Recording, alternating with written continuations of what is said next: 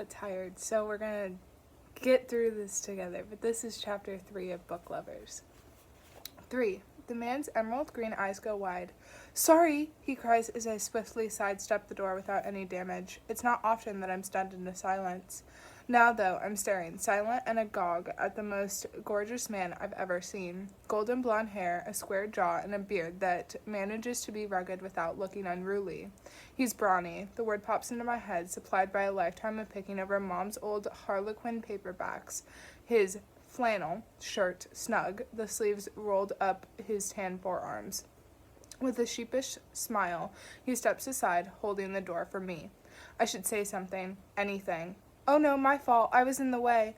I'd even settle for a strangled, "Hello, good sir." Unfortunately, it's not happening, so I cut my losses, force a smile, and slip past him through the door, hoping I look like I know where I am and have definitely come here on purpose. I never loved Mom's small-town romance novels the way Libby does, but I've enjoyed enough that it shouldn't surprise me that my next thought is, he smells like evergreens and impending rain. Except it does, because men don't smell like that. They smell like sweat, bar soap, and a little too much cologne. But this man is mythic, the too shiny lead in a rom-com that has you shouting, "No dairy farmer has those abs." And he's smiling at me. Is this how it happens? Pick a small town, take a walk, meet an impossibly good-looking stranger? Where my ex is onto something? His smile deepens, matching dimples, of course, and he nods and releases the door. And then I'm watching him through the window as he walks away, my heart whirring like an overheated laptop. When the stars in my eyes fade, I find myself not atop Mount Olympus, but in a coffee shop with exposed brick walls and old wooden floors, the smell of espresso thick in the air. At the back of the shop, a door opens onto a patio. The light streaming in hits a glass display case of pastries and plastic wrapped sandwiches, and I basically hear angels singing. I get into line and scope out the crowd, a mix of hip outdoorsy types in strappy hiking sandals and people in worn out jeans and mesh-backed hats. Toward the front of the line, though, there's yet another good-looking man. 2 in my first hour here, an exceptional ratio.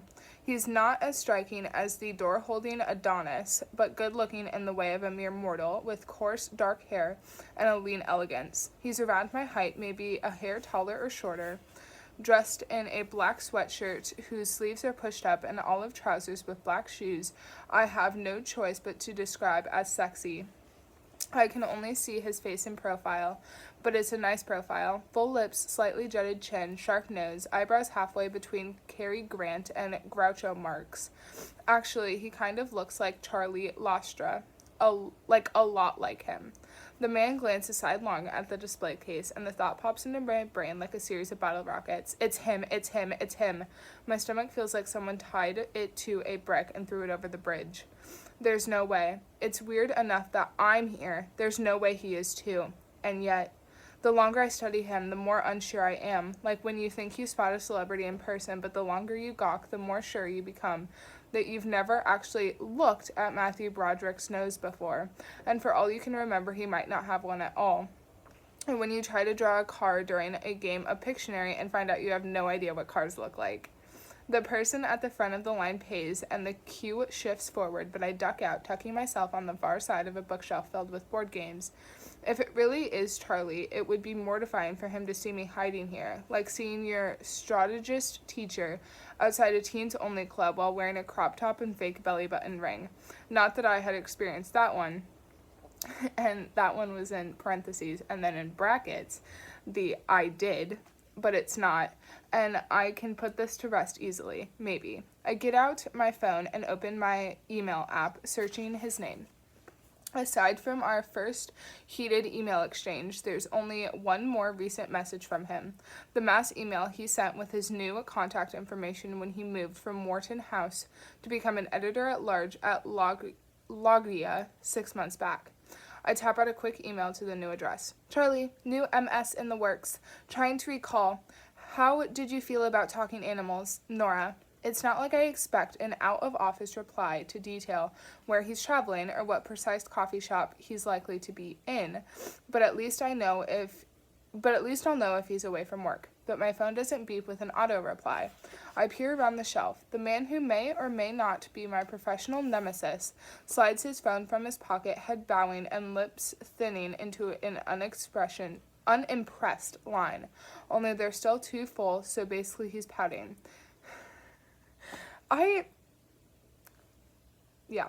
He types for a minute, then puts his phone away. An honest-to-God chill slithers down my spine when my phone buzzes in my hand. It's a coincidence. It has to be. I open the reply. Nora, terrified, Charlie. The queue moves forward again. He's next up to order. I don't have long to make my escape without being seen, with even less time to confirm or dispel my fears. Charlie, what about Bigfoot erotica? Have some queries in my slush pile. Good fit for you? Nora. As soon as I hit send, I snap to my senses. Why, of all the words available to me, is this what I said? Maybe my brain is organized by the Dewey Decimal System, but right now all the shelves seem to be on fire. Embarrassment courses through my veins at the sudden image of Charlie opening that email and instantly gaining the professional high ground. The man pulls his phone out. The teenage boy in front of him has just finished paying.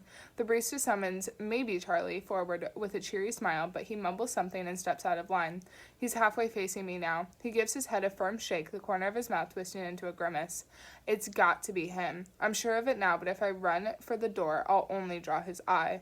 What could he possibly be doing here? My middle-class party chick tallies him up from head to toe, $500 of neutral tones, but if he was going for camouflage, it's not working.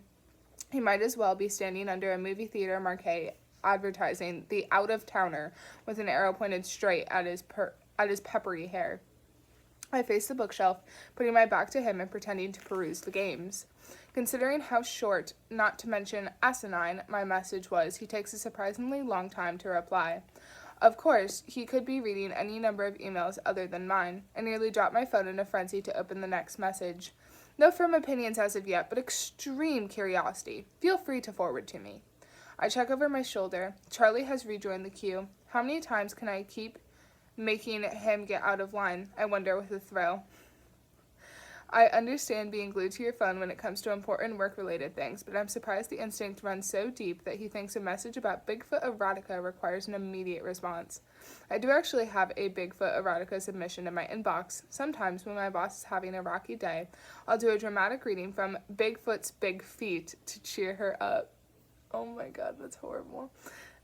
It would be unethical to share the manuscript outside the agency, but the author actually included a link to his website where a handful of self-published novellas are available for purchase. I copy the link to one and send it to Charlie without context.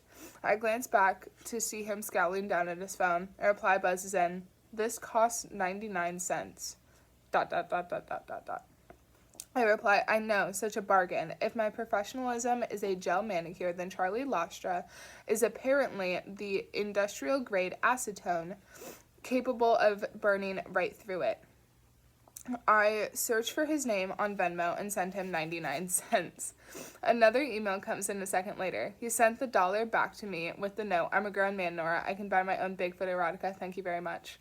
The cashier greets him again, and this time he shoves his phone into his pocket and steps up to order.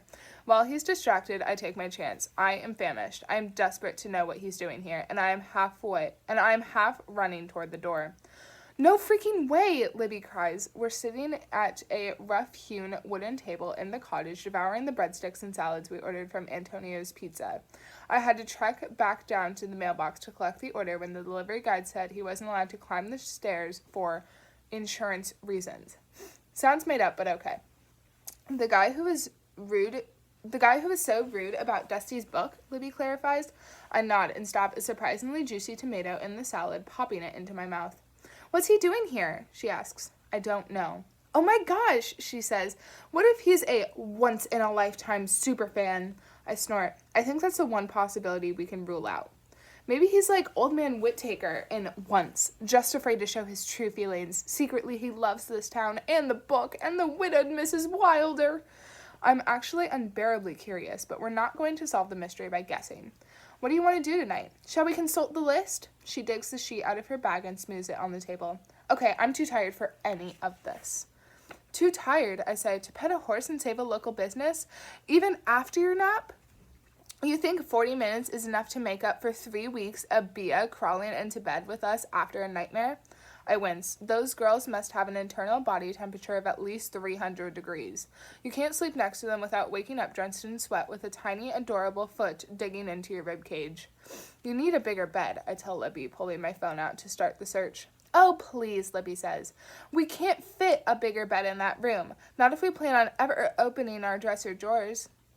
I feel a spark of relief right then, because the change in Libby, the fatigue, the strange, intangible distance suddenly makes sense. It has a cause, which means it has a solution. You need a bigger place, especially with baby number 3 on the way. 1 bathroom for a family of 5 is my idea of purgatory. We couldn't afford a bigger place if we were parked on top of a trash barge 45 minutes into Jersey, Libby says. Last time I took an apartment listing, everything was like 1 bedroom, 0 bath, crawl space inside a serial killer's wall. Utilities included, but you provide the victims. And even that was out of our price range. I wave a hand. Don't worry about the money. I can help out. She rolls her eyes. I don't need your help. I am a whole adult woman. All I need is a night in followed by a month of rest and relaxation, okay? She's always hated talking money with me, but the whole reason to have money is to take care of us. If she won't accept another loan, then I'll just have to find her an apartment she can afford. Problem halfway solved. Fine, I say, we'll stay in. Hepburn night? She gives a genuine grin. Hepburn night. Whenever Mom was stressed or heartbroken, she used to allow herself one night to lean into that feeling. She'd call it a Hepburn night. She loved Hepburn. Catherine, not Audrey. Not that she had anything against Audrey. That's how I wound up with the name Nora Catherine Steffens, while Libby got Elizabeth Baby Steffens, the baby part being after the leopard and bringing up baby. On Hepburn nights, the 3 of us would each pick out one of Mom's over-the-top vintage robes and curl up in front of the TV with a root beer float and a pizza or decaf and chocolate pie and watch an old black and white movie. Mom would cry during her favorite scenes, and when Libby or I caught her, she'd laugh, wiping away her tears with the back of one hand and say, I'm such a softie. I loved those nights. They taught me that heartbreak, like most things, was a solvable puzzle. A checklist could guide a person through mourning. There was an actionable plan for moving on. Mom mastered that, but never quite got to the next step, weeding out the assholes. Married men who didn't want to be stepfathers, men who had absolutely no money or who had lots of money, and family members all too willing to whisper, gold digger. Men who didn't understand her aspirations to be on stage, and men who were too insecure to share the spotlight. She was saddled with kids when she was a little more than one herself. But even after everything she went through, she kept her heart open. She was an optimist and a romantic, just like Libby. I expected my sisters to fall in love a dozen times over, be swept off her feet over and over again for decades, but instead she fell in love with Brendan at 20 and settled down. I, meanwhile, had approximately 1 romantic bone in my body, and once it shattered, I pinned myself back together. I developed a rigorous vetting process for dating, so neither Libby nor I have need for our old-fashioned Hepburn nights. Now they're an excuse to be lazy, a way to feel close to Mom. It's only 6 o'clock, but we change into our pajamas, including our silk robes. We drag the blankets off the bed in the loft and down the iron spiral staircase to the couch and pop in the first DVD from the Best of Katharine Hepburn box set Libby brought with her. I find 2 speckled blue mugs in the cabinet and put the kettle on for tea, and then we sink into the couch to watch Philadelphia Story, matching charcoal sheet masks plastered to our faces. My sister's head drops against my shoulder and she heaves a happy sigh. This was a good idea, she says. My heart twinges. In a few hours, when I'm lying in an unfamiliar bed, sleep nowhere to be found, or tomorrow when Libby sees the lackluster town square for the first time, my feelings might change, but right now, all is right in the world. Anything broken can be fixed. Any problem can be solved. When she drifts off, I pull my phone from my robe and type out an email, BCCing every real estate agent, landlord, and building manager I know. You are in control, I tell myself. You won't let anything bad happen to her ever again. My phone chirps with a new email around 10 p.m. Ever since Libby shuffled up to bed an hour ago, I've been sitting on the back deck, willing myself to feel tired and nursing a glass of the velvet Pinot Sally Good, the cottage's owner, left for us. At home, I'm a night owl. When I'm away, I'm more like an insomniac who just mixed a bunch of cocaine into some Red Bull and took a spin on a mechanical bull. I tried to work, but the Wi-Fi's so bad that my laptop is a glorified paperweight, so instead I've been staring into the dark woods beyond the deck, watching fireflies pop in and out of view. I'm hoping to find a message from one of the real estate agents I reached out to. Instead, Charlie Lostra is bolded at the top of my inbox. I tap the message open and barely avoid a spit take. I would have preferred to go my whole life without knowing this book existed, Stevens. Even to my own ears, my cackle sounds like an evil stepmother. You bought the Bigfoot erotica? Charlie replies, business expense. Please tell me you changed it to a Loggia credit card. This one takes place at Christmas, he writes. There's one for every holiday. I take another sip, contemplating my reply. Possibly something like, drink any interesting coffee lately? Maybe Libby's right. Maybe Charlie Lostra was secretly as charmed as the rest of America by Dusty's portrayal of Sunrise Falls and planned a trip during publishing's annual late summer hibernation. I can't bring myself to broach the subject. Instead, I write, what page are you on? 3, he says, and I already need an exorcism. Yes, but that has nothing to do with the book. Again, as soon as I've sent it, I have to marvel/panic at my own unprofessionalism. Over the years, I've developed a finely tuned filter with pretty much everyone except Libby. But Charlie always manages to disarm it, to press the exact right button to open the gate and let my thoughts charge out like velociraptors. For example, when Charlie replies, I'll admit it's a master class in pacing, otherwise I remain unimpressed. My instant reaction is to type, otherwise I remain unimpressed. Is what they'll put on your headstone. Oh, sorry, I totally read that wrong. Okay, let me start again. For example, when Charlie replies, I'll admit it's a master class in pacing, otherwise I remain unimpressed, my instant reaction is to type, otherwise I remain unimpressed is what they'll put on your headstone. I don't even have the thought I shouldn't send this until I already have. On yours, he replies, they'll put, here lies Nora Stevens, whose taste was often exceptional and occasionally disturbing. Don't judge me based on the Christmas novella, I reply. I haven't read it. Would never judge you on Bigfoot porn, Charlie says. Would entirely judge you for preferring once in a lifetime to the glory of small things. The wine has slipped one Jenga piece too many loose from my brain. I write, it's not a bad book. It's not a bad book, Nora Stevens, Charlie replies. I think I remember seeing that endorsement on the cover. Admit you don't think it's bad, I demand. Only if you admit you don't think it's her best either, he says. I stare at the screen's harsh glow. Moths keep darting in front of it, and in the woods I can hear cicadas humming and owl hooting. The air is sticky and hot even this long after the sun has sunk behind the trees. Dusty is so ridiculously talented, I type. She's incapable of writing a bad book. I think for a moment before continuing. I've worked with her for years, and she does best with positive reinforcement. I don't concern myself with what's wrong with what's not working in her books. I focus on what she's great at, which is how Dusty's editor was able to take once from good to outrageously unputdownable. That's the thing that makes working on a book exciting, seeing its raw potential, knowing what it's trying to become. Charlie replies, says the woman they call the shark. I scoff. No one calls me that, I don't think. Says the man they call the storm cloud. Do they, he asks. Sometimes, I write. Of course, I would never. I'm far too polite. Of course, he says. That's what sharks are known for. Manners. I'm too curious to let it go. Do they really call me that? Editors, he writes back, are terrified of you. Not so scared they wouldn't buy my author's books, I counter. So scared they wouldn't if the books were any less fucking fantastic. My cheeks warm with pride. It's not like I wrote the books he's talking about. All I do is recognize them and make editorial suggestions and figure out which editors to send them to and negotiate the contract so the author gets the best deal possible and hold the author's hand when they get edit letters the size of Tolstoy novels and talk them down when they call me crying, etc.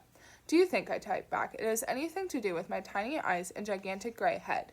Then I shoot off another email clarifying, the nickname I mean. Pretty sure it's your bloodlust, he says. I huff. I wouldn't call it bloodlust. I don't revel in exsanguination. I do it for my clients. Sure, I have some clients who are sharks themselves, eager to fire off accusatory emails when they feel neglected by their publishers, but most of them are more likely to get steamrolled or to keep their complaints to themselves until their resentment boils over and they self-destruct in spectacular fashion. This might be the first I'm hearing of my nickname, but Amy, my boss, calls my Argentine approach smiling with knives, so it's not a total shock. They're lucky to have you, Charlie writes, Dusty especially. Anyone who'd go to bat for a not bad book is a saint. Indignation flames through me. Anyone who'd miss that book's obvious potential is arguably incompetent. For the first time, he doesn't respond right away. I tip my head back, groaning at the alarmingly starry. Is this the first time I've looked up? Sky, as I try to figure out how or whether to backtrack. A prick draws my gaze to my thigh, and I slap away a mosquito, only to catch 2 more landing on my arms. Gross. I fold up my laptop and carry it inside, along with my books, phone, and mostly empty wine glass. As I'm tidying up, my phone pings with Charlie's reply. It wasn't personal, he says. Then another message comes in. I've been known to be too blunt. Apparently I don't make the best first impression.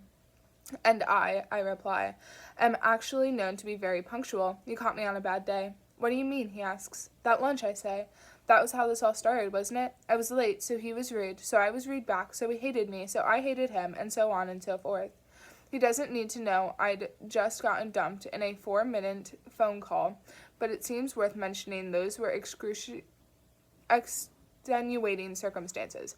I'd just gotten some bad news, that's why I was late. He doesn't reply for a full 5 minutes, which is annoying because I'm not in the habit of having real-time conversations over email, and of course, he could just stop replying at any moment and go to bed, while I'll still be here staring at a wall wide awake. If I had my Peloton, I could burn off some of this energy. I didn't care that you were late, he says finally. You looked at your watch, pointedly, I write back, and said, if I recall, you are late. I was trying to figure out if I could catch a flight, Charlie says. Did you make it? I ask. No, he says. Got distracted by 2 gin martinis and a platinum blonde shark who wanted me dead. Not dead, I say. Lightly mauled, maybe, but I would have stayed away from your face. Didn't realize you were a fan, he writes. A zing goes down my spine and right back up it, like my top vertebrae just touched a live wire. Is he flirting? Am I? I'm bored, yes, but not that bored. Never that bored.